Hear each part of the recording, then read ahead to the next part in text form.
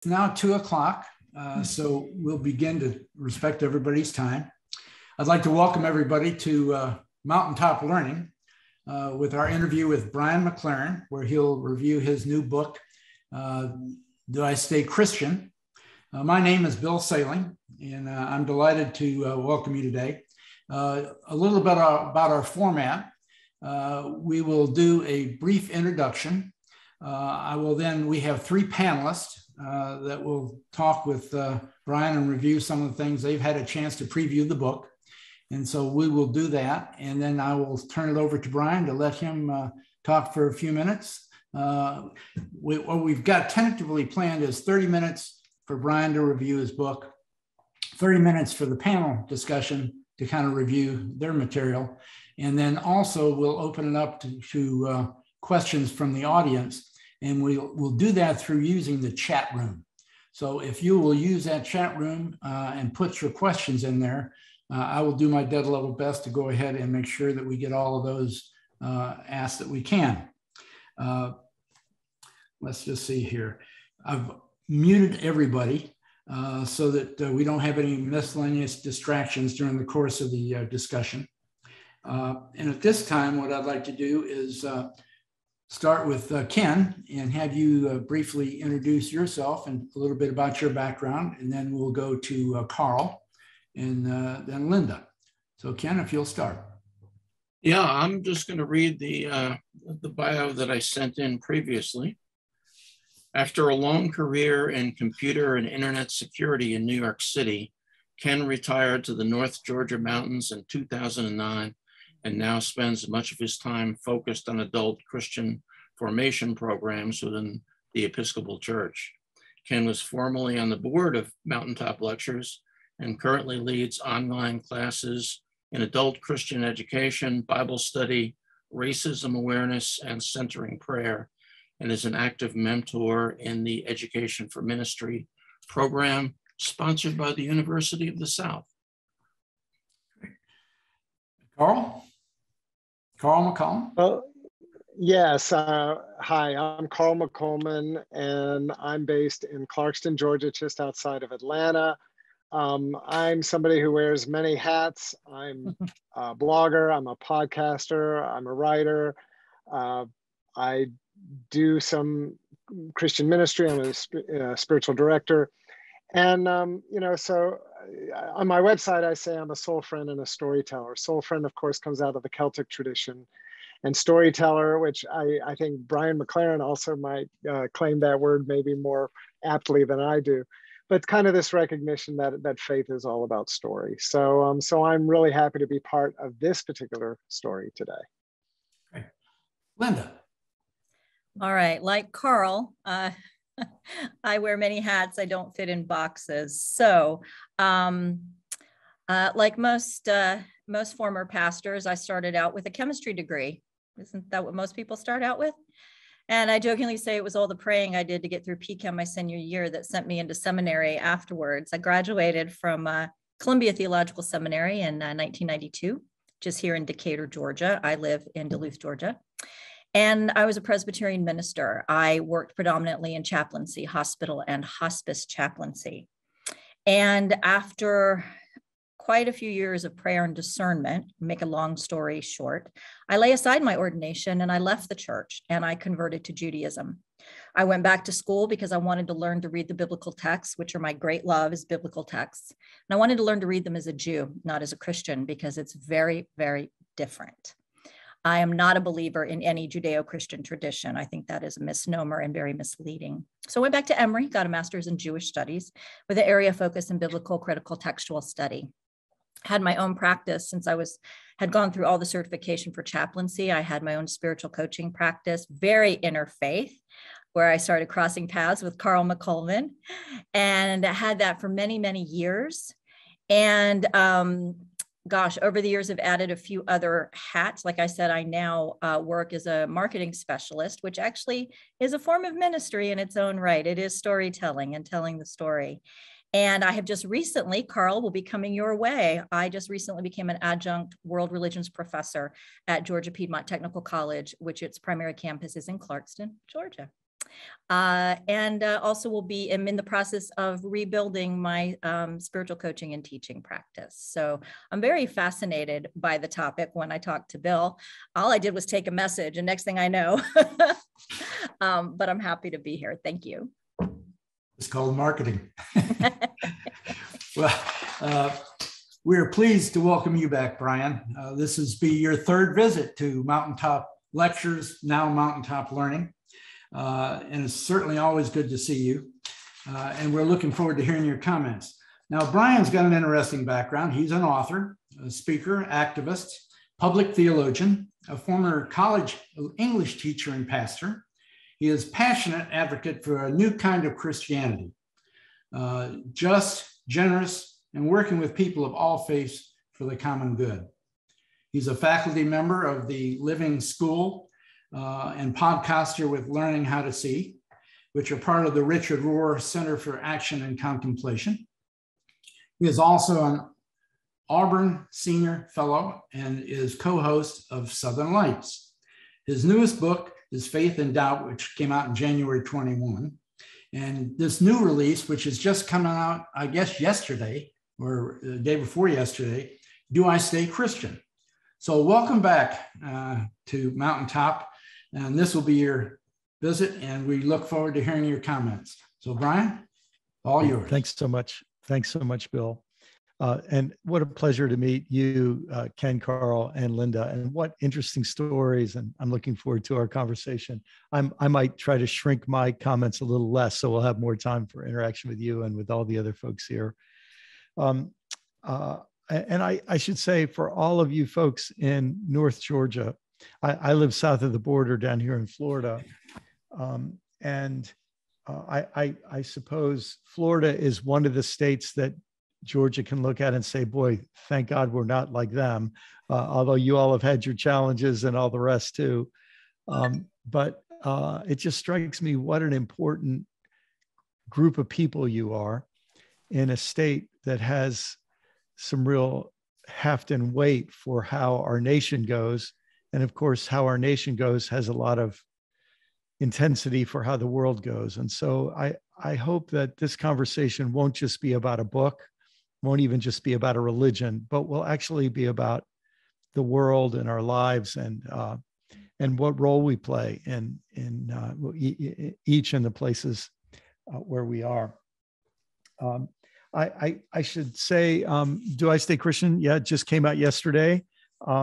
The idea for the book really emerged in concert with my previous book. I wrote a book that came out last year called Faith After Doubt. And in that book, I tried to synthesize as many theorists as I've encountered in my life on the subject of stages of faith development and really the broader field of human development.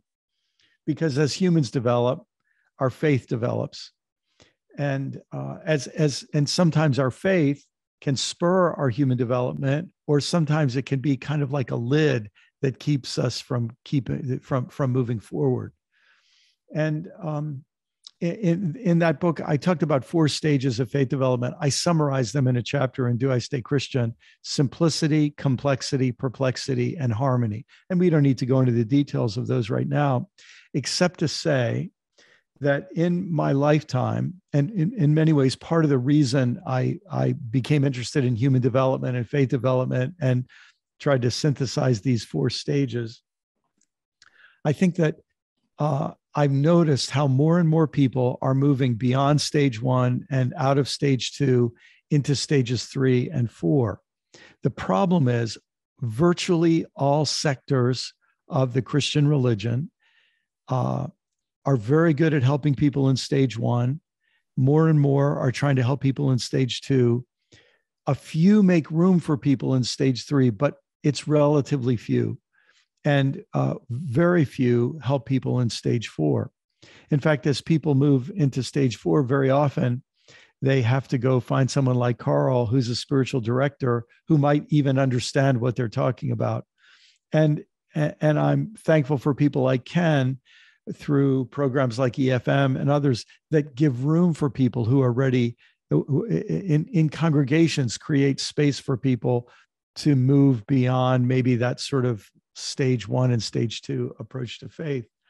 And Linda, when we get a chance to chat, I'll be interested to hear from you if this makes sense. But I think I wouldn't be surprised if a huge part of what drew you into Judaism was the sense that there was more room for a person who was growing into some new space in Judaism than there was in many, if not most, forms of Christianity. But I don't want to put words in your mouth.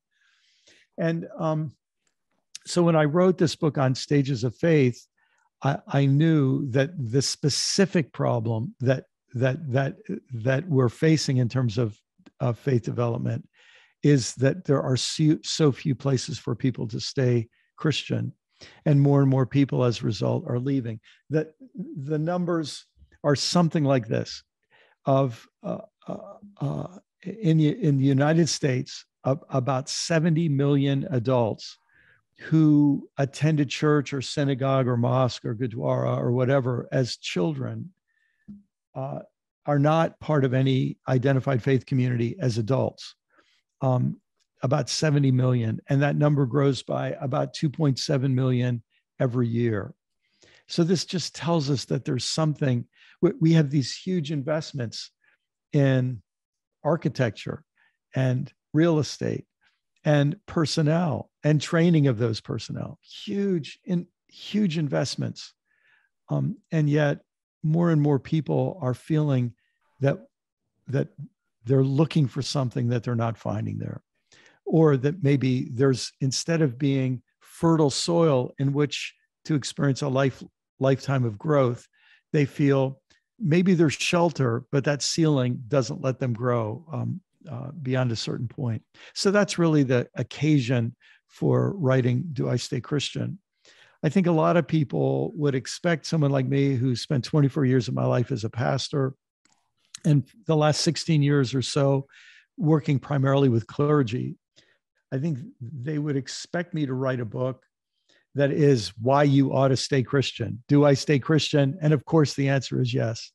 But I felt that wouldn't be helpful. First, because it's what people would be expecting, and they have every reason to be suspicious. But also because I think people leaving Christian faith is an important way of people giving a message to Christian institutions, the leaders of Christian institutions, Christian communities at large, that something is wrong. And I think there are many people who have been so hurt and so wounded that for them to stay would be like asking them to stay in a situation of abuse.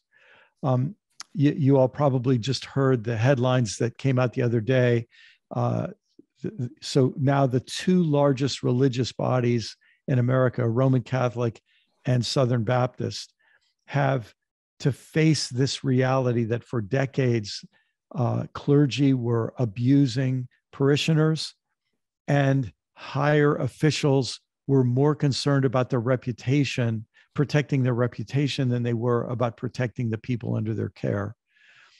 You put these, headline after headline, and recently there's just been a whole string of megachurch, evangelical megachurch pastors who a whole range of problems, including sexual abuse, abuse of power, all kinds of other issues. We're just seeing this sense that something isn't working, and a lot of people are grappling with this question of Christian identity. Do I stay Christian? Maybe the other thing I can say before I'd like to just read a couple of paragraphs from the book, is the way I decided to structure the book was around two answers to that question. So part one, the first 10 chapters, is simply called No. And I try to offer as fairly as I can 10 reasons that I both have felt in my own life and that I've heard from so many other people for leaving Christian faith.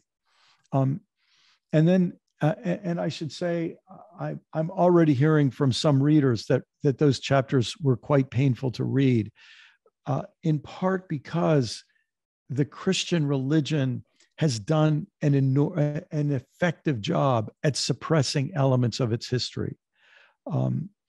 And of course, it's not just the Christian religion that's done this. Other religions do it too, but our nation is certainly in the middle of doing it. And if you know what's been going on in my state recently, we have major movements in state governments to tell teachers that they're not allowed to teach certain elements of our history. So there are elements of our history as a nation that we're trying to suppress. The same thing has happened in Christian faith. And this recent headline about, Southern Baptists is you can sort of see that history happening over the last few decades, suppressing information that the religious organization feels would hurt its brand. And I suppose I'm going to be very frank here. The sentence I'm about to say, I didn't put in the book, but I want to say it now. When I've surveyed to the best of my ability, some of the harm that's been done by the Christian faith in its first 2,000 years, I'm honestly and sincerely worried that worse harm could be out in our future. I'm worried it could be in our near future. In fact, the role that Christians are playing in the marginalization of climate change is a serious issue in itself could have the highest death toll of anything that the religion has done. And that's saying a whole lot after its first 2,000 years. And so my sincere belief is, even though that first third of the book, I'm sure is difficult to read, it was difficult to write. I think it's more dangerous to not go through that discomfort. And I think people who stay Christian, we need to stay Christian with our eyes as open as they possibly can be to realities of our past. And I think a lot of people, as they read the book, when they get to the end of that first third, they'll think, well, there's just no way anybody with half a brain would want to stay Christian. And so in the second 10 chapters of the book, I try to talk about how I think people could stay Christian with their eyes open to the first 10 chapters. And much of that is very personal, but much of it draws from stories of many other people as well. And then the last third of the book, what I basically realized as I was writing the book is that after spending this time in yes and no, I felt that there's a deeper question that we need to answer. In other words, if you grapple with the yes or the no option, you start thinking there's a deeper question. And that question is, what kind of human beings do we want to be? What kind of human civilization do we want to build going forward? And so that becomes the real theme of the third part of the book, shifting the question to say, if you decide to stay Christian, tomorrow you wake up and you have to ask the question, what kind of human being do I want to be as a Christian? And if tomorrow you leave the Christian faith, you have to wake up tomorrow and say, what kind of human being do I want to be as someone outside the Christian faith? And this to me is ultimately, I think, the question that actually has the chance, if you decide to be a Christian, to make you a better Christian than if you only asked religious questions. This human question seems to me to just be so super important. So with that, I'd like to just read a couple of passages from the book, kind of to get the ball rolling, and then we'll open it up. We'll hear from the respondents, and then we'll hear from all of you. This is from the introduction, and I'm just going to read about 2 paragraphs. Over time, I've come to realize that when people speak of leaving Christianity, part of their struggle is that Christianity doesn't refer to one simple thing. Like any religion, Christianity is a complex mixture of many different things, a diamond of many facets or a meal of many ingredients. And then I list 11 of them, and I'll go ahead and read all 11 just to give you a feel for not an exhaustive list, but a basic list of different things it means when people say, I'm a Christian or I'm not a Christian. Christianity can be understood historically or culturally as a legacy you're born into or enter by choice. To be a Christian is to inhabit a cultural or historical tradition. Second, Christianity can be defined institutionally as a power structure or hierarchy in which you participate. To be a Christian is to affiliate with an institution and accept its authority structure. Third, Christianity can be defined doctrinally as something you believe. To be a Christian is to affirm a system of beliefs or teachings. Fourth, Christianity can be defined liturgically or pragmatically as a set of rituals you practice. To be a Christian is to engage in some version of Christianity's rituals or practices. Fifth, Christianity can be defined spiritually or experientially as something you feel or as a conversion experience you've had. To be a Christian is to have, foster, and share a set of experiences. Sixth, Christianity can be defined moralistically as a set of shared moral values or precepts. To be a Christian is to live your life by a moral or ethical framework.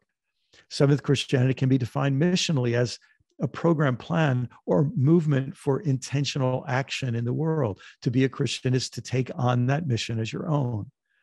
Eighth, Christianity can be defined demographically as a sociological or anthropological identity. To be a Christian is to identify yourself as a member of a recognized group. Ninth, Christianity can be defined politically as a way of organizing people for political action or inaction. To be a Christian is to act as part of a coalition with shared theopolitical aims.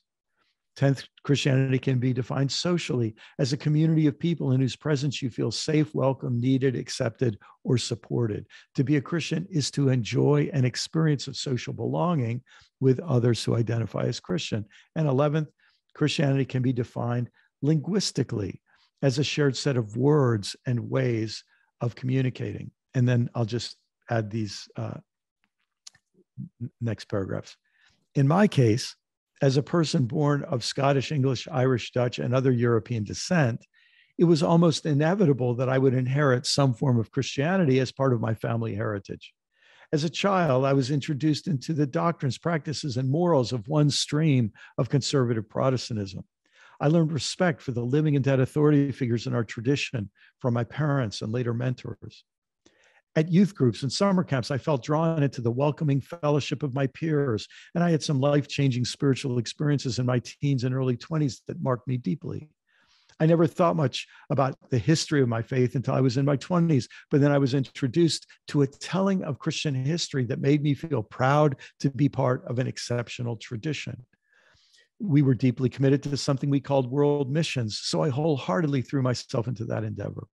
For many years, I avoided taking overtly political stances so I could focus on spiritual matters as my tradition taught me to do, not realizing how political inaction ends up strengthening the powers that be and is therefore a type of tacit political action. Through wide reading and broad relationships, I became reasonably fluent in the terminology of many other denominations as well as my own. By the time I finished with college, I had affiliated with Christianity in 11 out of 11 markers. I was really, truly, seriously Christian. But in the years that followed, every single marker became problematized for me. I discovered I'd been given a whitewashed version of Christian history. I got behind the curtain look at how Christian institutions and their structural design flaws and dysfunctions. I saw serious problems with the doctrines, liturgies, and language of Christianity. I saw how essential Christian experiences, from being saved or born again to being filled with the Spirit and called to ministry, were often carefully stage managed and manipulated. I began to see serious unintended negative consequences of conventional Christian morality and missions. I witnessed both in history and in my own lifetime how Christianity as a demographic or social reality can be manipulated for ugly political purposes. And then I go on to say, I create a little parable, and I say that I began to feel like a boy who grows up in a family, a super close-knit family with great vacations and wonderful prosperity and nothing but a good experience of being part of that family, only to become a teenager and realize that my family was part of something called the mafia and had secrets that it was keeping. And that I now faced a decision as an adult of whether I would carry on the family tradition as it was given to me, or I would suffer the consequences. So that is how, in the introduction, I share my own experience of both inheriting Christian identity and then coming to struggle with it. And as I say in parts 2 and 3, I talk about how I tried to, how that struggle has worked out in my own life. I think maybe that's a good place for me to stop, partly because you've listened to me long enough. I'm eager to hear what the other folks have to say, but I should also say the landscapers come into my neighborhood whenever I get on a Zoom call on Wednesday. So I'm going to mute and give a chance for the other folks to respond, and then we'll have plenty more time to talk. And you won't need to listen to the, I forget what you call those air blowers, that make so much noise. So thanks for your attention, and let me pass it on. I'm not sure who's going next. It might be Carl. Ken? Yeah. Yeah. So much to talk about. If your book wasn't timely enough, it's being published, as you referred to, during this crisis in the Southern Baptist Convention. And they've published a 288 report on the sexual abuse, and then the cover-up of the sexual abuse.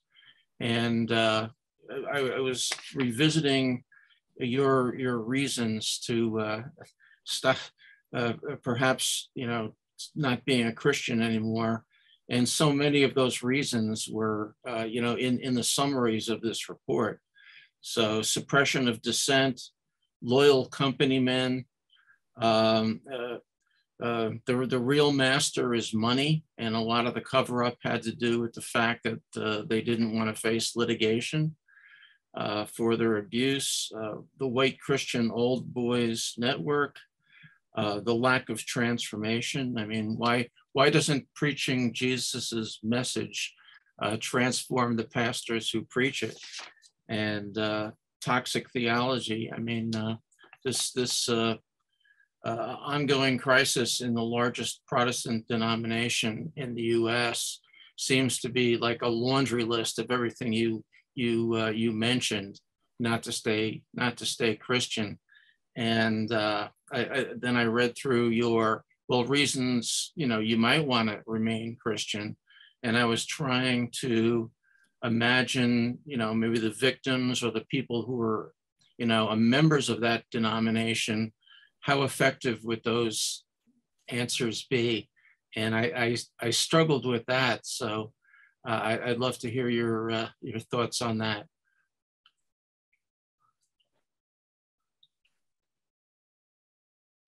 Thanks, Ken. Maybe it'd be best, I'll wait and I'll take some notes as each person shares, and then maybe I can respond at the end. Does that sound good? Thanks. That does sound good. Okay, I guess, am I up next, Bill? Yep, okay. Yeah.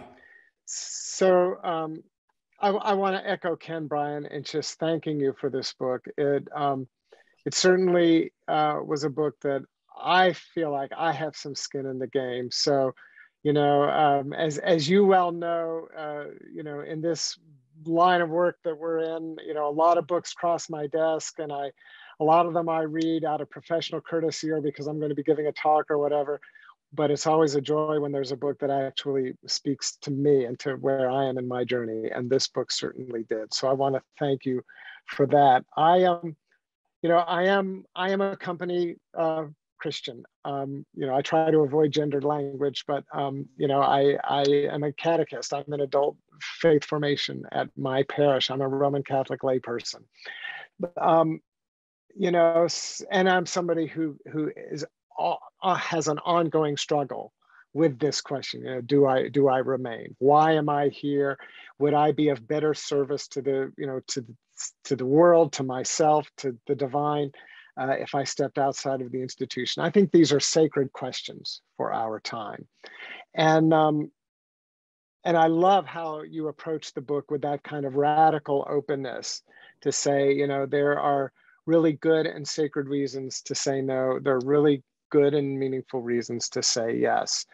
I want to tell just kind of a personal story to kind of highlight maybe how I responded to the book. And then I want to touch on just one point in the book that I found particularly fascinating that hopefully can be an opportunity for further discussion.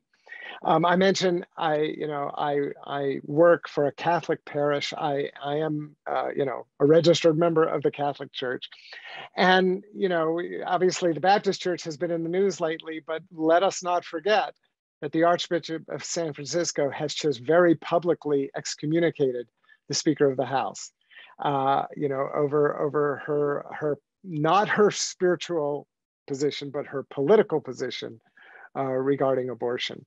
And so, so the Catholic Church certainly, does plenty of its own work in terms of kind of embodying those problem issues that you so beautifully, so meaningfully articulated. I don't know if you can say it's beautiful, but meaningfully articulated in the first third of your book. I often, I joke that I am a Catholic not because of the bishops, but in spite of them, and and so this was kind of the latest example of that dynamic. But I want to mention, I'm a member of a parish in Metro Atlanta, and the priests in our parish are members of the Society of Jesus. They're Jesuits, and the Jesuits really do have a wonderful model of ministry. It still has a lot of problems. But one of the things that I've come to really appreciate about the Jesuits is that they really are committed to empowering the laity. And so one of the ways in which that has played out in my parish recently is that we have just begun, within the last few months, we have begun a ministry to queer people, to LGBTQ people. And certainly a community that I very strongly feel myself as an ally to. And so when we had the organizational meeting, I made a point of being there. And it was wonderful to walk into this room, and we're a medium-sized parish, to walk into a room with about 30, 35 people. I was one of the oldest people there. And it was just an organizational meeting. So we're just going around the circle and everyone was saying hello. What really struck me, listening to, again, most of the people in that room identify as queer in one way, shape, or form. But what came out again and again and again was, I am a queer person and I am a person of faith.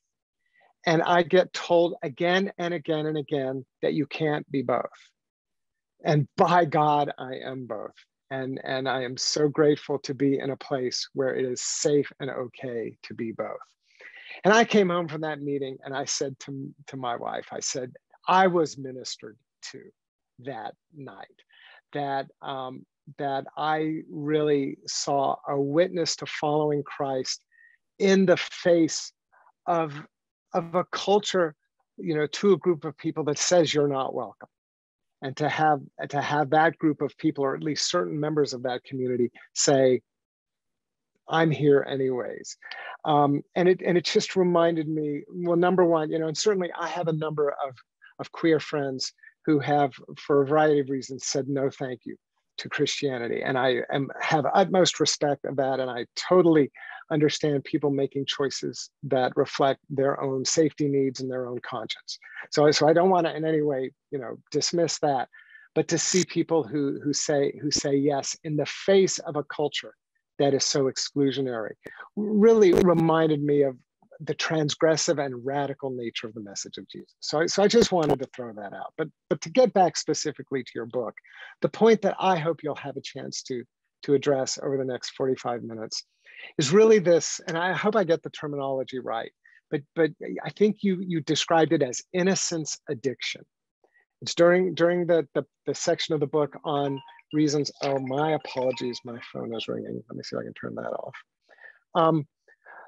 reasons to stay. And you talk about this concept of innocence addiction, or again, I may be getting the language wrong, but how human beings oftentimes will position ourselves in a social context where we get to feel innocent. We get to feel like we are the persons who are not to blame. We are set apart from those, those bad people, those oppressors, those, fill in the blank. And it cuts across political lines. You can see people on the left, people on the right.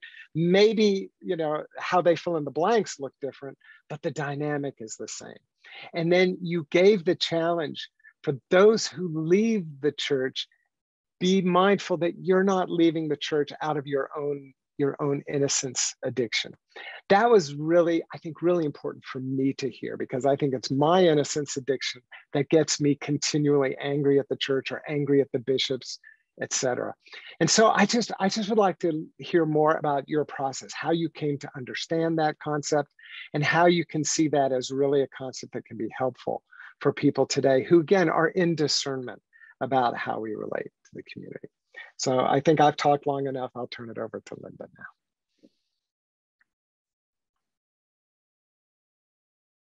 Okay, well, I don't know if there's anyone else here who did leave the church.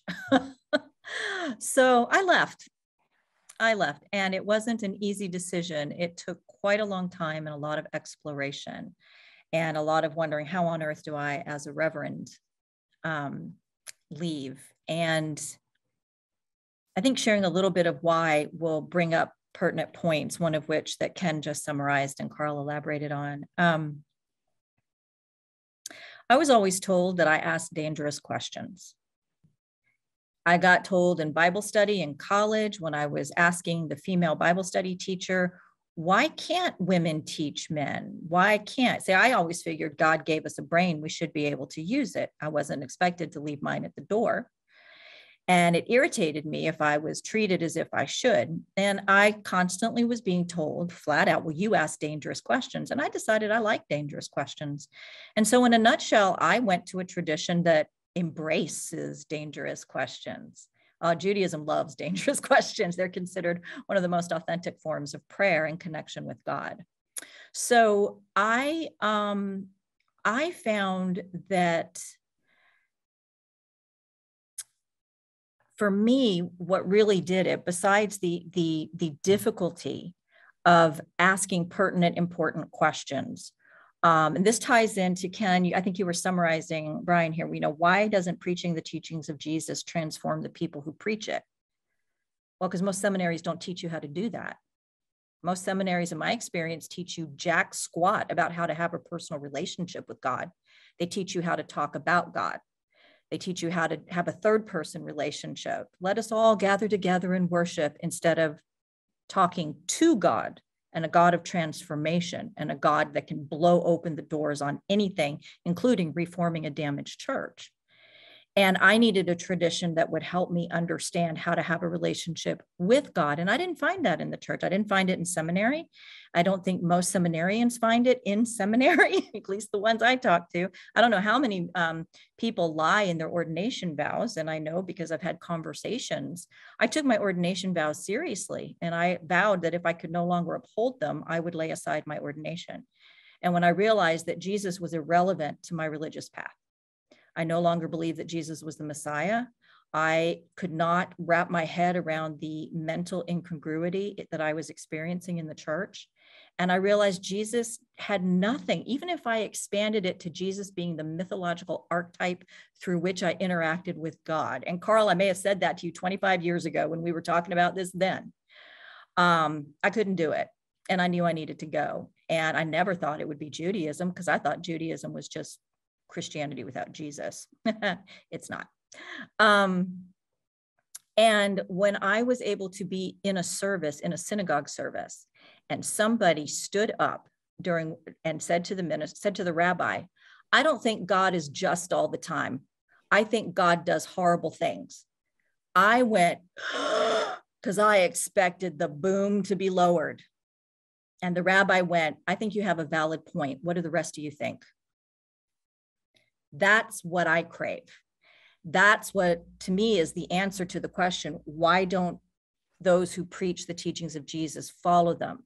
They're not given in the church, in my experience. I mean, some places do, but it's rare, the ability to expand the thinking, including the fact that we're not perfect. And we all, also the whole concept of original sin gets just used to browbeat the living bejeebies out of people, instead of used as a fact that we all are broken and flawed, and we can admit that, and then it can be dealt with. Instead, my experience in the church, oh my gosh, it was common knowledge in the Presbyterian Church, PCUSA, that ministers were being completely inappropriate. I never heard anything about sexual abuse of minors, heard a lot of illicit affairs, cheating, and adultery. And it was well known you weren't going to be punished for it. You were just going to be moved to another church if it happened. Nobody was going to talk about it. Instead of a place that can say, well, you done screwed up. We need to talk about this. And where's God in the middle of this? I found that in a 12-step room 17 years ago when I crawled in because I was tired of being told about God and I needed to find God. So I don't know if that addresses part of it, but that inability to ask some difficult questions, to talk about, how do we interpret certain scriptural verses if we're anchored in a biblical tradition in a way that opinions and questioning is allowed. The theology of the church can be difficult. Sola Scriptura has not served well in the Protestant church. Carl, you would have to speak to the Catholic Church. Judaism has a much more vibrant, conversational, dialectic, interpretive tradition that allows movement and expansion. And that's hard in the church. And I think it can be done, but when I read your book, and I did read it, I thoroughly enjoyed it, and I marked it all up with sticky notes because I didn't have my own copy. I wonder what happens if the church can just get back to the incredible liberating message of its founder, and that actually be allowed instead of so many being squashed for trying to do the very thing it was based on. And I apologize if that's a horribly simplistic view, but I am kind of from the outside looking in at this point. And I'll leave it at that and pass it back to Ken. Well, Brian, a lot to respond to there. Sure. First, I'm so glad that Bill and the rest of the team set this up this way, because my goodness sakes, I enjoyed hearing from each of you. I wonder, maybe I'll go in reverse order, because Linda, your comments are freshest on my mind, and I took some notes. So I'll go back to my notes. As you were talking, Linda, I'm remembering a sort of a life-changing conversation I had 8 or 9 years ago, it seems like. I was on a long bus ride and I was seated next to a rabbi. And she, as we were talking, we were just getting acquainted. She said to me, Brian, there's something I don't get about you Christians. She said, you're so obsessed with beliefs. And she said, we Jews, we have a religion that does just fine without all of your obsession with beliefs. And she said, and the way you guys read the Bible, like, you seem to think that the goal is to get everybody to agree on the right interpretation of every verse. She said, we would never, ever look at the Bible that way.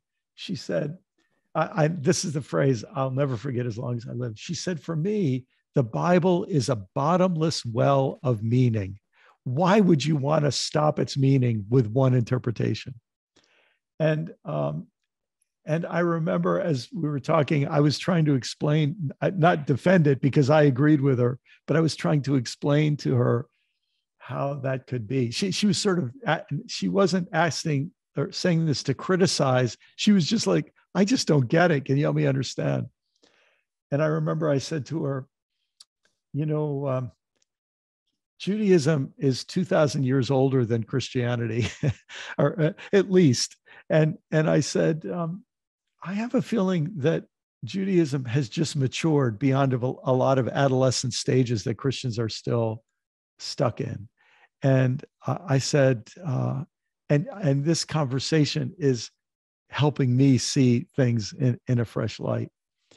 And I have a feeling this is part of what is going on in Christianity, that the problems, Linda, that you experienced are now the fruit of those problems is becoming ugly enough, and all the rest, that maybe sectors of the Christian faith will be able to cross these set of barriers that we haven't been able to cross. I mean, we could theorize about why very few Christians have been able to cross these barriers and stay Christian, but maybe just a good place to land this is to say, I think there's reasons to believe that this is a time when Christians need to look at their older, in some ways, at their mother religion, at a religion that's been around longer, and say, we have some things to learn from you about how to read the Bible. We have some things to learn, so much to learn about that religious identity, that linking religious identity with a set of beliefs has all kinds of unintended consequences, and we need to become aware of them. Linda, you brought up the problem of original sin.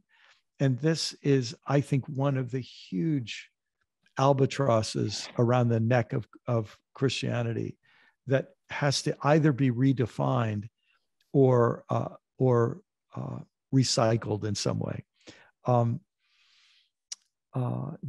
thinking about the brilliant, and in fact, he came to my mind, Carl, as you were speaking, but I think about the brilliant out gay Catholic priest and theologian, James Allison, who has interacted with the brilliant work of René Girard, the anthropologist René Girard, to offer a radically alternative understanding of original sin that we could go into if anybody wants to ask about it. But you just realize that the Christian faith, in a certain sense, in Catholicism, by linking itself to say that we accumulate teachings through the centuries, and those teachings become inviolable, incorrigible. Maybe the only way through is to let those teachings be reinterpreted by later generations. But there's been the sense that the options have been narrowing for Catholicism. As it adds more teachings, it ends up with more definition that gets harder and harder to break free from. In Protestantism, we have painted ourselves into a corner, as you said, Linda, with the idea of sola scriptura, with doctrines of biblical inerrancy. And it's why traditions, for example, like the Episcopal Church that Ken is from, or the Methodist Church, they had tried to stake out a different space of the way they interact with the Bible, speaking of the Bible as part of a three-legged stool or a four-legged stool of scripture, tradition, reason, and experience. And I think there's promise going forward. But there's a certain sense that Protestants, in one way I understand being Protestant, is that Protestants have been in a 500-year argument with Catholicism, trying to prove that you can exist without a magisterium or a sacred hierarchy. And as a result, in order to prove their legitimacy, they had to double down on unhelpful ways of reading the Bible. And maybe part of these twin headlines of Catholic scandals and Protestant scandals, maybe both sides will get to a point sometime soon where they'll realize that trying to prove your moral superiority is a losing game. And what people need now is to stop seeing any arguments about superiority and to hear people moving toward humility and learning from our mistakes and learning from other traditions. I wanted to, one last thing I wanted to respond to, Linda, that you said that I just think is super important. When you mentioned how discoveries that you had in the 12-step world, and there is something that's so powerful. My own spiritual biography of, I won't go into the whole story, but when I was introduced through a friend to this whole realm of spirituality and the 12 steps, that intentionally had to define the 12 steps as a way for people into spirituality without needing to agree on a set of beliefs. And I think there is a lesson there that could be so helpful for the Christian faith at this moment as we try to move forward. Much more I could say there, but let me move on to respond to Carl. Carl, thank you so much for bringing up, we'd already mentioned this Texas massacre, and then to add Nancy Pelosi being, vilified by, it was a cardinal, right? And then for bringing up that this sort of contrasting reality that a group of Catholics got together to create a welcoming space for queer Catholics, in spite of the bishops, as you said. And this sense that that story, Carl, reminds me that opposite things can be happening in the same religion. So sometimes I think it might be helpful for Christians to see this in other contexts so that then they can reflect it back on themselves. But to see, for example, that in Buddhism, you have the Dalai Lama and Thich Nhat Hanh and other magnanimous leaders, but we also have the kind of Buddhist fundamentalism that was happening in Myanmar that was causing Buddhists to oppress Muslims. And so suddenly we see, oh yeah, some of these dynamics can pop up across religions.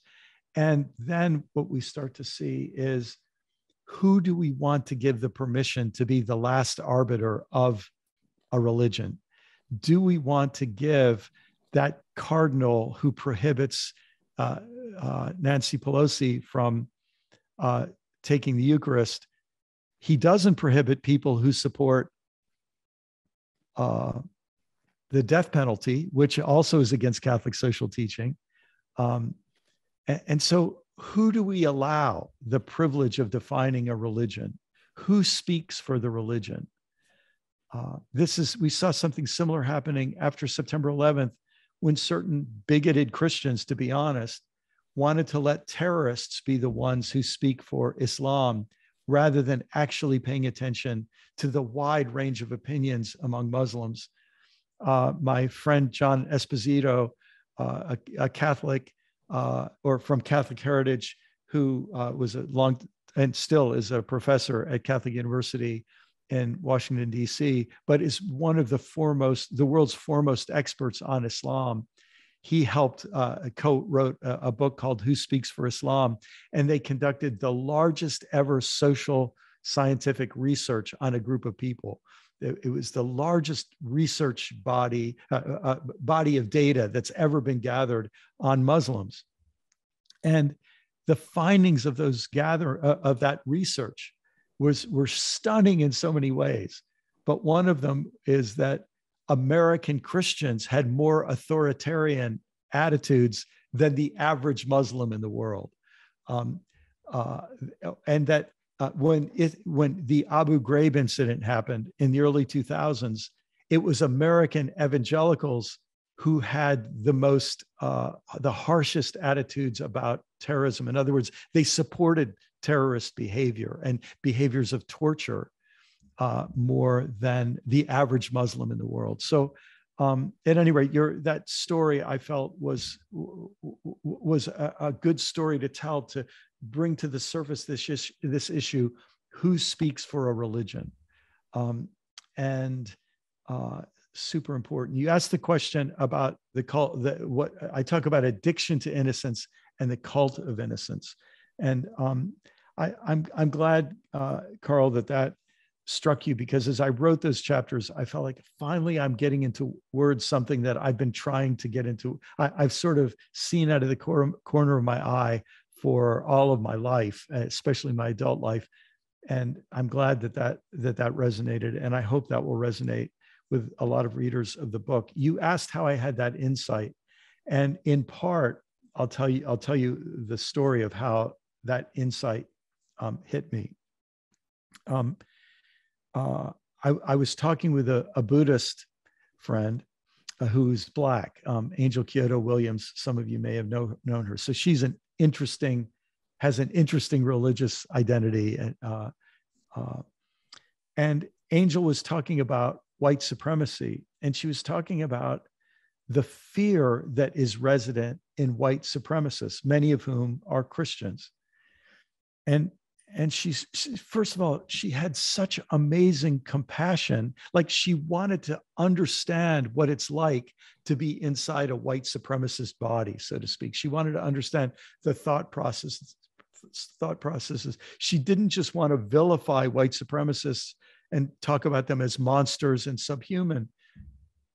She was engaging in this exercise of trying to enter into their thought patterns. And one of the things she said was, if you're a white supremacist, it must be terrifying when you know how you treated the other, and then you imagine them being in power, that they might treat you when they're in power the way you treated them. And then she said a sentence I'll never forget. She said, they don't understand. Why would we ever want to act toward others the way they acted toward us? And I just, in that moment, I realized what she was interested in wasn't creating a position of innocence and therefore superiority. She was interested in using all of her religious training as a Buddhist to help her have empathy for the very people who are a threat to her own existence.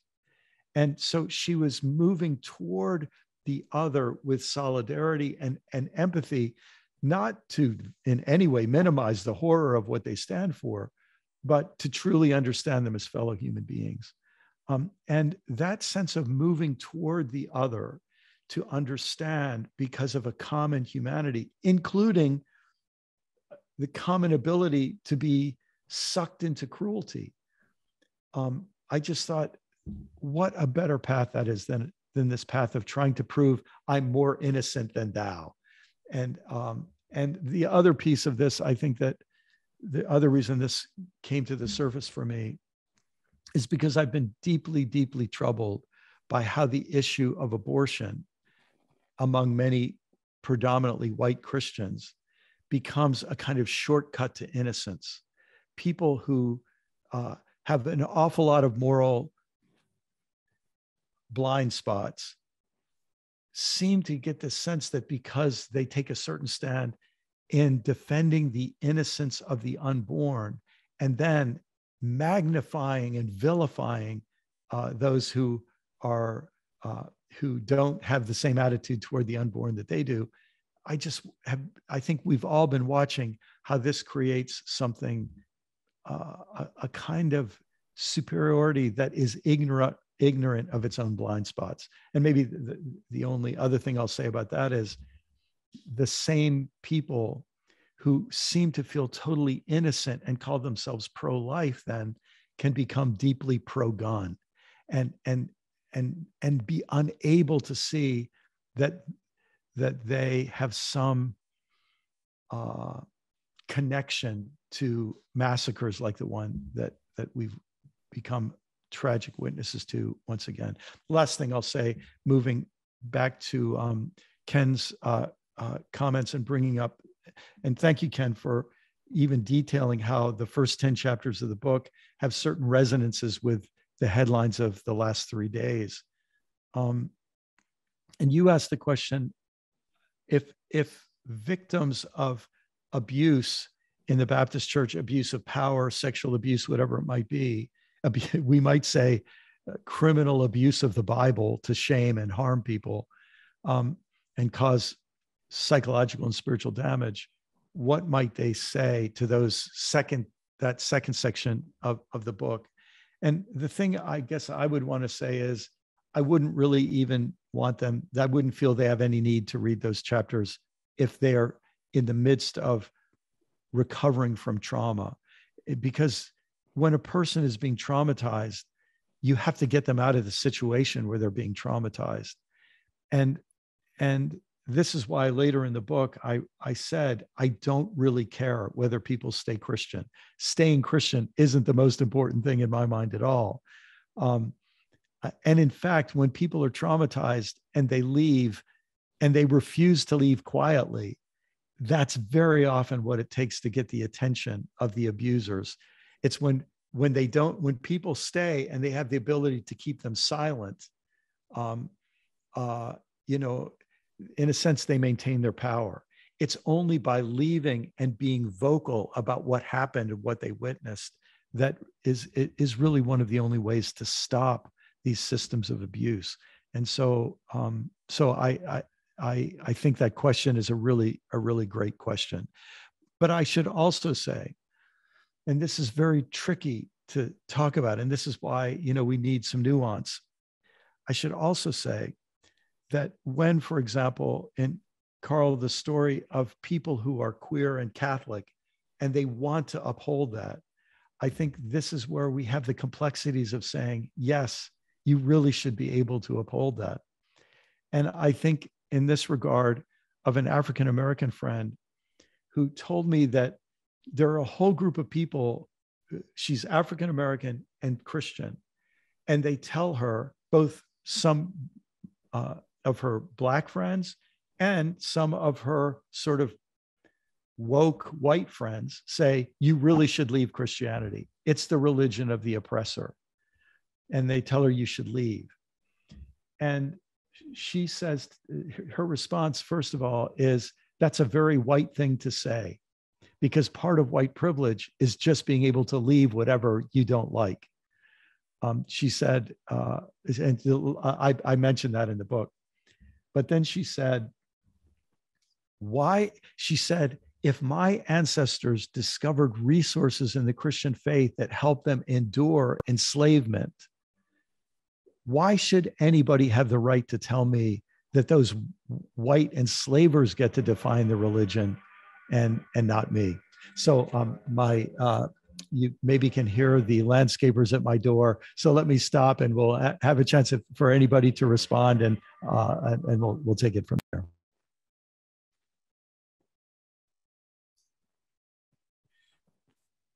Well, I'd say, go ahead. Brian, I was just going to say, I mean, one of the things that always surprises members of progressive denominations is when people are in one of these churches that just seem to be, you know, old boy networks that have a toxic theology. Why don't they just move on to a nice progressive denomination that's going to welcome them, and folks are not going to care too much about what you believe. We just want to welcome you and make you feel part of a community. And I think part of the answer has to be what you were talking about with the idea of belief. And I think a lot of these folks are just afraid that if they aren't in a denomination that tells them what to believe and to believe the right things, that, you know, their immortal soul is going to be in danger. And that just seems to be a stumbling block for getting people to move along a path toward a form of Christianity that I think everyone here would like to see them move toward. What do you think? Super insightful comment. So in a certain sense, Ken, if I'm understanding you right, and this makes sense to a lot of people, for me, when I think of a lot of people I know, they absorbed an idea from a form of Christianity that's based in original sin, and the idea that God has this irrepressible urge to eternally torture people who don't properly honor God or properly accept God's forgiveness or whatever else. In other words, that's a whole package that they inherited from Christianity. And even when they suffer from Christianity, they haven't ever questioned that assumption about God and how the world works. And it's so deeply embedded in their brains that they need to find some place that has that amount of structure. I think that's true for a lot of people I know. Here's another way to say it. On a pre-critical level, a lot of people accepted the idea that a religion is a set of beliefs. And Linda could tell us quickly, that's not how Jews see it. That's not how a lot of other people see it. But they've accepted this idea in such a deep level that even when they have trouble with the religion, all they can look for is some place that will give them a different set of beliefs that are equally rigid, right? And that are equally defining of their spiritual life. And here's one of the challenges, I think, that Episcopalians and UCC folks and liberal Presbyterians and others have to realize, that there are still all kinds of markers contained in the liturgy of most of our churches that show that we haven't come up with a clear alternative to explain what we're about. And that we still carry on so many of the markers of that, in creeds and so on. But here's the thing. I think people are given this package of certainty and clarity. And if you take away the certainty, you have to provide them with some amount of clarity. If you take away certainty and clarity, they just feel, I don't have anything. And I think this is one of our opportunities. It's why if you wouldn't mind, I'll just read. It's why I ended the last part of the book, I believe it's at the epilogue. Let me just see if it is. Actually, no, it's the last part of the last chapter. I ended it with this realization of how people need some amount of clarity. And let me just see if I can find it real quickly here. That doesn't sound easy, you say. There's not much certainty in what you offer. That is so true. But are either ease or certainty even options for us, being who we are, living when and where we live? In the absence of ease and certainty, what amazing things can happen? Life can happen, wonder can happen, faith, hope, love, unspeakable joy can thrive in difficulty and uncertainty. A new humanity, humble, just, and kind, can be born. And so what, in a sense, I'm trying to do at that point is I'm trying to say, yes, exactly right. We're not offering you certainty. I want to be really clear. We're not offering you certainty. We're offering you clarity about what it is we're looking for. We're looking for life. We're looking for justice. We're looking for humility. We're looking for humanity. And that's something that I think maybe could help a lot of our more progressive Christian denominations to understand. First, we're giving a double message, carrying on a lot of language and baggage that sure makes it look like we're carrying on the old certainties.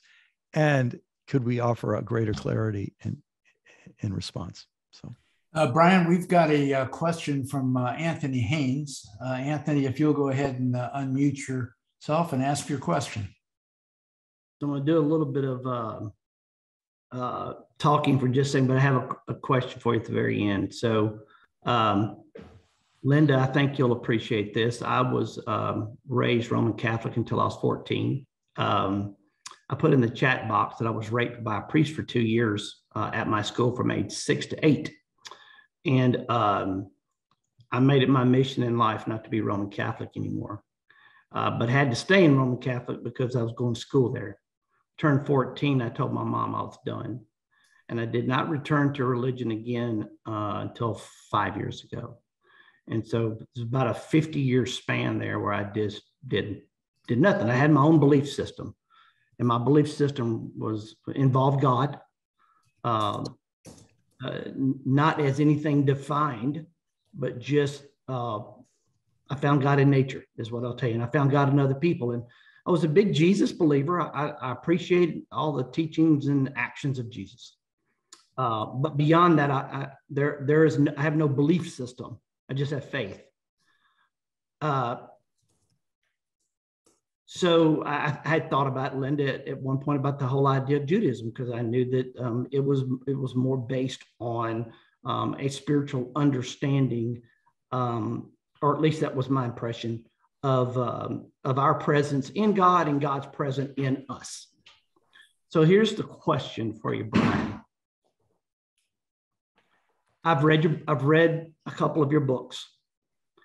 I'm actually in the queue right now to be ordained in the United Methodist Church in a year. started questioning that about 6 months ago about whether I want to be a part of all of that.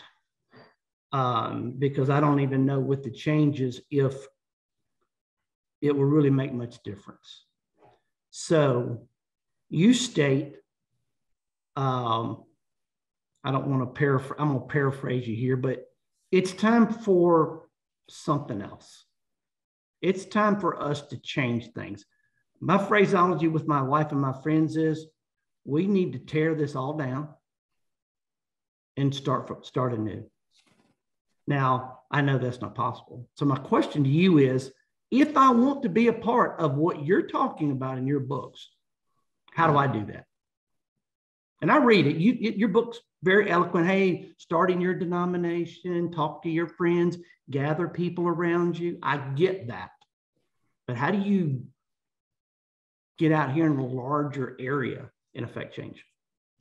Yeah. Well, first, Anthony, I think all of us are struck by, I mean, we just feel what you're able to say so just clearly, you know, about what you suffered as a child. I think we feel you've had to go through a lot of work to be able to say it that way, and our hearts go out to you, and we thank you for speaking up, because it's when people can speak up, when they reach a place where they can, that it makes the next person a little bit easier to come out of the shadows and say, I have this story too. So thank you for that. And Anthony, I wish I could offer a really clear set of steps on this. I was just talking about clarity a minute ago, but I'll be honest, I think we're at a period where every choice we make is a calculated risk. Let me tell just a quick story. Last week, I was invited by a Catholic parish to be on a Zoom call with, I don't know, it was a pretty large group of people from their parish. And they told me about this amazing parish that they built. And over decades with the previous priests and all the rest, it's become this real haven and really unique and just a beautiful community. Their priest just retired, and they were just assigned a new priest. And suddenly they're aware that the new priest could destroy everything that they've tried to build. And I don't have a solution for that. I just feel that reality as they shared that with me, right? And then you're almost in the opposite situation. You're thinking, I've got some energy and some commitment, and I'm ready to invest it somewhere, but I'm not sure if I come into an organization, if they're going to know what to do with me. And I'm not sure there's going to be places for me to live that out. And so I don't think I have any clear guidance to offer, except to say, these are calculated risks that we take. And when we take a risk and it doesn't work out, let me say it this way. If we go in naively and don't realize that it's a risk and it doesn't work out, we either blame ourselves or we blame somebody else, or depending on our theology, we might blame God. But it's because we didn't accept as adults the risk that we were taking, and we didn't do it with our eyes wide open. And so my biggest suggestion would be, whatever you do, understand it's a risk, and risk is part of life. And if you go in and it doesn't turn out the way you hoped, you know, I would just encourage you to try to have as much preparation for that possibility. I think we have greater chances of succeeding when we're willing to fail. And I think there's just something about needing it to work that gets all kinds of, it sets up all kinds of inner dynamics that then turn into social dynamics that end up sabotaging the risk that we're trying to take. But I think it's always a risk, is what I would say. But here's the thing: some risks are really worth taking, and I think there are also ways to make our risks calculated. In other words, not wild and unwise risks, but to strengthen that, and figuring and taking the risk seriously, and guide rails seriously, I think is what we would need somebody like you to do. And then maybe the last thing I'd say is the fact that you took decades to heal from the harm that was done, and now you want to come in and do some healing work is a beautiful thing. And I'm just thankful for your willingness in whatever way to try to, as Henry Nouwen said, to be a wounded healer, someone who is wounded, but now from those wounds is trying to bring healing to others. So I just want to honor you. I'll tell you this, Brian, for a good bit of my life, I've been a bit of a Paul, Yes. because Christians are very easily to offend. Yeah. And they're easy to persecute. They make it really an easy thing to do. But what you're saying is spot on about me. And that's kind of where I'm at. I'm kind of like Linda, I think, and I don't want to mislabel her here. But I believe she's a bit outside the box as well. And she's a bit of a risk taker as well. And I'm known for taking risk. And I always know the consequences of what the risk may mean. And so that's kind of why I tell you guys, I'm on this cusp of, am I going to do this or not going to do this? And then if I don't, then what? And I really don't have anything to lose because I still have my faith. Yeah. But I'll see you this weekend because I'm coming down for the conference. Oh, great. We'll see that at Southern Lights. Fantastic. Anthony. See you then. Thanks. Great. Is there anyone else who's in our audience out there who has perhaps a question they'd like to address either to the panel or to Brian? Bill, in the chat box, somebody asked a question, and I'm going to refer it to Brian, but about the 4 stages: the simplicity, complexity, perplexity, harmony. The question was, how do these stages align with Fowler's stages of faith? Yes. So thanks for that question, and thanks for bringing that to my attention. So let's see if I can do this here. Obviously, this won't help you, but in Do I Stay Christian, I do a kind of summary of the 4 stages.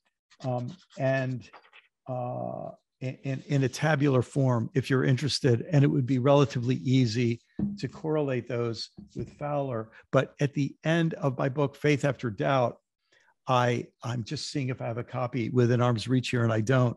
But at the end of that, I put a table where I show kind of the overlaps with Fowler and Gilligan and Kohlberg and Ken Wilber and a number of other people, and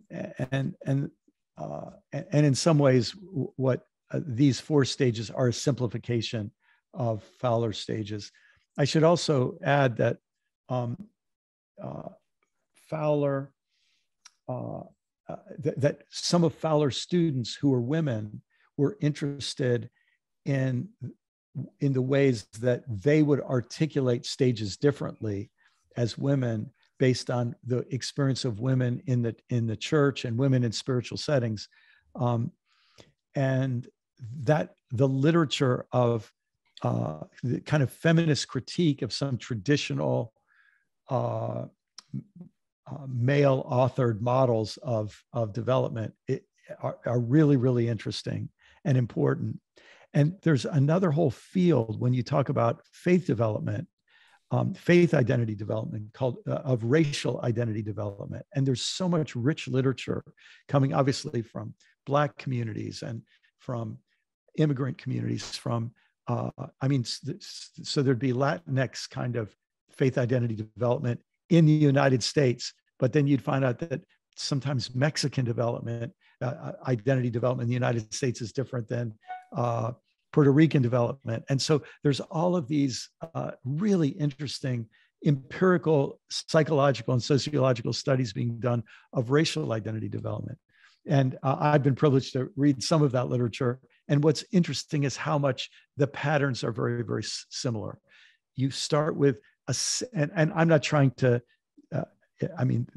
the nuance of other models is super useful, but we tend to start we all inherit a very simple understanding from our parents.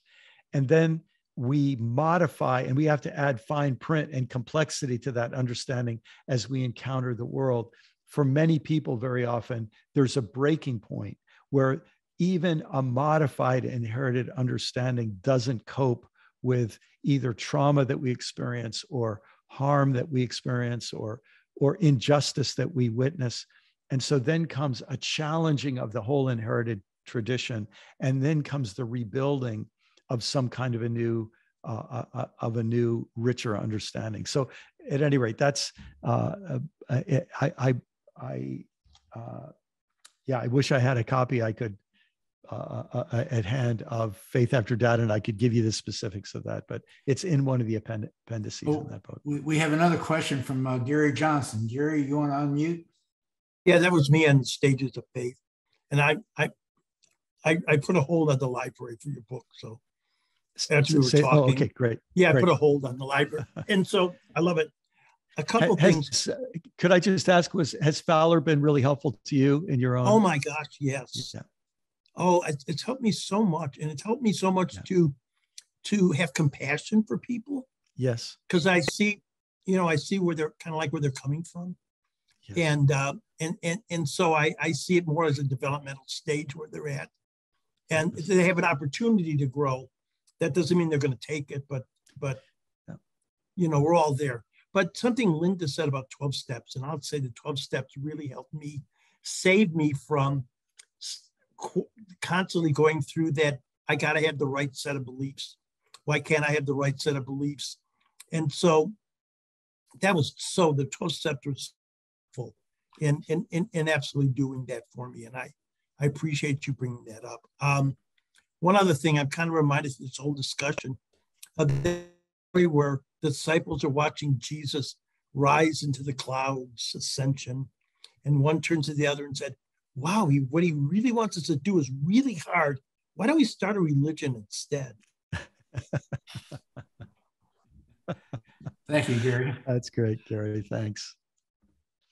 Is there anyone else in the audience that would like to? Bill? Yes, Jim. This Jim, hi. I wanted to ask Brian if he would agree with me when I say that for 1,500 years, if you use the word God, everybody anywhere in the world would know what you were talking about. They all had the same idea of God. And today we have 1,000, 1 million, 2 million ideas of what God is. And to me, that says there's really not a God.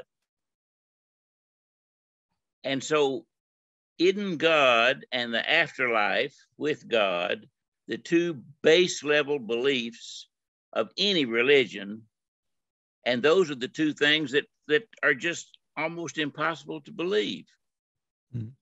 So Jim, I gave up hell when I was 15 years old because my preacher told me there was no such place and I shouldn't worry about it.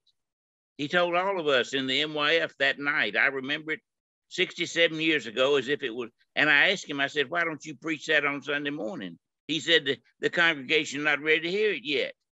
And they're still not. Yeah. So what do we do? What do we do with that problem? So actually, Jim, the first part of your question about, didn't people all have the same idea of God? I wish it were that simple, but I think what you're saying is for a lot of parts of Christianity, a patriarchal God who was in control was very widespread in Christianity. But Linda, I don't want to put you on the spot, but I'm pretty sure you could just offer, even in Judaism, how there are such different ideas of God and anything you'd want to say about that? Yeah, yes, I definitely don't speak for Judaism in any way, shape, or form. What drew me to Judaism was mysticism. My great love is Kabbalah, Jewish mysticism. That's with a K. Yes, throughout the thousands of years of Jewish interpretive traditions, there have been some, of course, different interpretations of God and how we relate to God, how God relates to us, how we embody being the image of God, which is what it means to be human, so on and so forth. So there's some corollaries there with the church, but the one that's interesting, as you mentioned, Jim, you mentioned the afterlife. And what's fascinating is there's kind of a stereotype that Jews are not really concerned, that Jews don't have a view of the afterlife. Now, that's not true. There is, but you're usually going to find it in mystical circles or mystical teachings. What is true is that Judaism is not all that overly concerned about the afterlife. It is much more focused on what is happening here and now in a person's interaction with God, to the point that the tradition teaches that one of the, if there is an afterlife, that one of the very first questions that you're going to be asked at the so-called pearly gates, to borrow a Christian term, is how ethical were you in your business dealings? Now that gets completely misunderstood in a very nasty anti-Semitic, anti-Jewish trope about the filthy, dirty, rich Jew. And if you knew the history of that, it's a tragic history of why that trope exists. But what it means is, what it's meant to mean is, if you can be ethical in your business dealings, then you know what? You had a pretty good relationship with God, because there's a lot of ability to cheat in your business life. And it's just that emphasis on what are you doing in this life? So you can't really say that all religions have a view of an afterlife. Judaism would be one that doesn't put a whole lot of emphasis on it. Well, I think my study of evolution, for example, and my study of Darwin and his problems with his own work, shows that all life came from the same thing on this planet. It evolved over billions of years. And we are the same as a rose bush. We are the same as a tree. We are the same as the animals and the insects. And everything that lives begins and it dies. And there's no reason to think that we go on to something else. No reason at all. And to me, that makes my life so much better than if I'm just wondering, well, what am I going to do next, No, it's what I'm going to do now that matters. Thanks so much, Jim. And so here's where you're describing something that really resonates with Linda's comment about the mystical traditions, because when you look at that tree and you look at that bird and you think we're part of the same story, we're part of the same family tree, we're all really deeply connected. And when we feel that connection, becomes so precious and so important. And this is something that I think it was insignificant in most sectors of traditional Christianity, but it's becoming deeply, deeply important for all of us who take that mystical side seriously. I think we just have a couple of minutes. All right, we've got a question on the chat from an E. Said, can you speak to whether this book is America-centric? American evangelism seems to be leaking overseas. Are people leaving Christianity because they need to leave evangelism? And then we have a question also from Mary, and that'll wrap it up. So I'll respond real quickly.